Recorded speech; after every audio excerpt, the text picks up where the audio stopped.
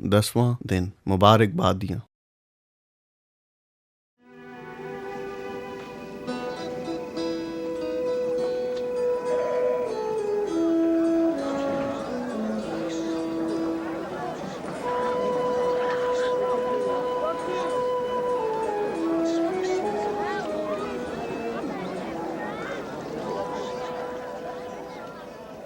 मुबारक हो तुम जो गरीब हो, क्योंकि खुदा की बादशाही तुम्हारी है।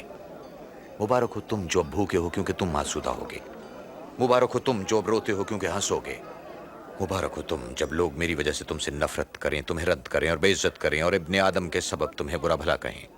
खुशी करना और शादमान होकर रक्स करना, क्योंकि आसमान पर तुम्हारा अजर बहुत बड़ा होगा, क्योंकि उनके आबा और अजदाद ने भी नबियों के साथ ऐसा ही किया था।